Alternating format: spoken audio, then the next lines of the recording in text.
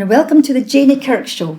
I'm Janey Kirk, and this is the very first show in a series where I'm going to be very pleased to be showcasing some of my dear friends and entertainers on the circuit here in Scotland. My very special guest here with me right now, I'm very honoured to have her here. It's Scotland's very own Lena Martel. Hello. Hello, Lena. It's great to have you here. Thank you for asking me. Oh, my pleasure. Anyway, Lena, everybody knows you, not just in the UK, but globally, for your massive hit, One Day at a Time. And I remember sitting in my living room in 1979. I was very young. Quite really young myself. Yes, you were. I was younger than I am now. And when you came out and you sung that song, you blew everybody away. Everybody was going out buying your albums, etc., etc. And that was just phenomenal. Just lucky to find the song, I think. Not lucky. You had the talent. You were the best singer. You are the best singer. You're my favourite, my inspiration. And that's without a doubt. Kind of you to say Oh, so. that's true. But you are the biggest star that came out of Scotland, Lena. And it's just, for us to cover everything that you've done would take forever.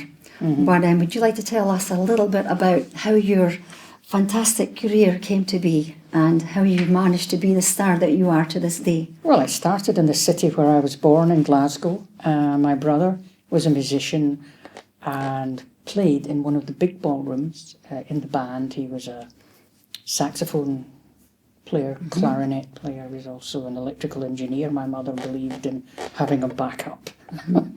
And at Barrowland Ballroom, the singer that was currently with the band had sort of left and got married and unexpectedly. You filled in. I filled in. My brother phoned up and said, "Can you come down? We'll send a cab for you and fill in."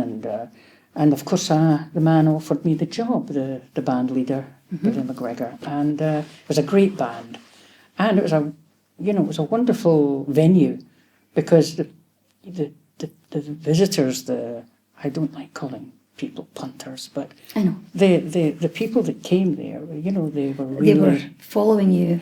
No, they came anyway. I mean, because the band was so good. You eventually, though, had a following. Yes, I was very lucky. They also liked the band. They liked the new singer, thank God.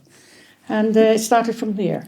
So then somehow along the line you managed to get your song, or somebody picked you. Something must have happened that. Well, I did a lot before that. I did a lot of touring and with artists that used to.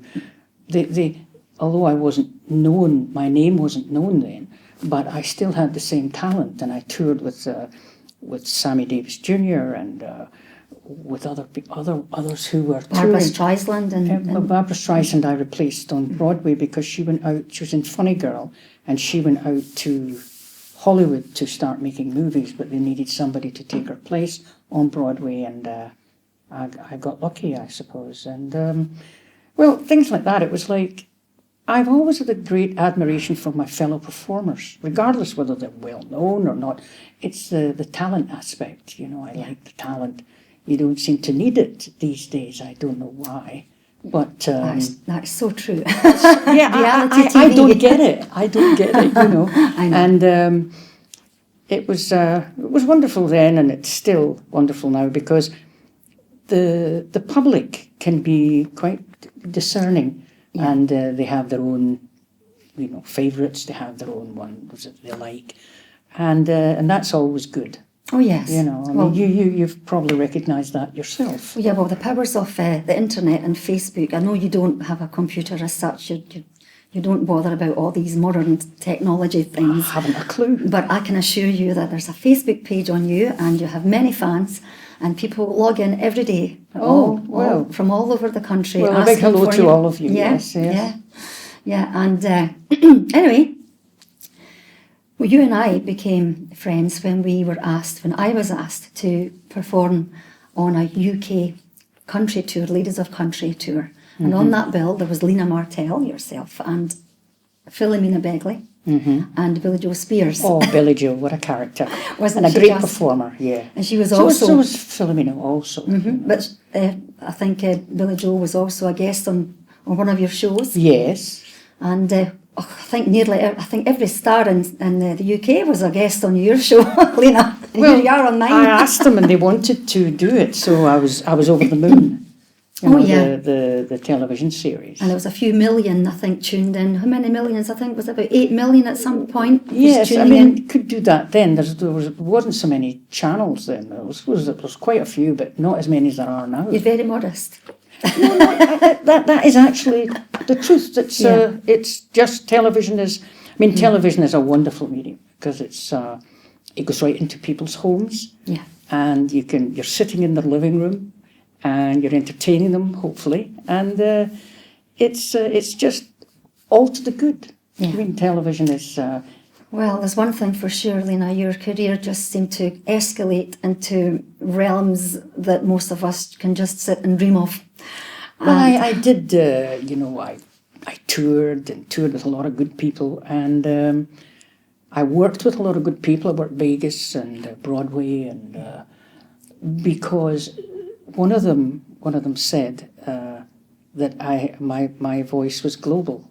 It is. Yes, I think it was the chap that worked, Sammy Davis, and said that you've got a global voice And like Sam. Frank Sinatra was also a fan of yours as yes. well. I mean, geez, he's in other words, it travelled well, the voice, because I just got lucky a lot, but I did. I just started in my hometown of Glasgow. Have you recorded any new albums at all, Lena? Well, yes. Songs from a Woman's Heart, I think, is the latest one on Scott Disc in Kilsyth. There's a nice logo. Okay, so anybody tuning in then, Lena's recorded a brand new album, Songs from a Woman's Heart, and it's available from Scott Disc. So just get Googling that, and we'll put the number up, hopefully, on the screen. It'll be there. And anyway, without further ado, I think we should have you singing your big hit for us, Lena Martel, singing One Day at a Time.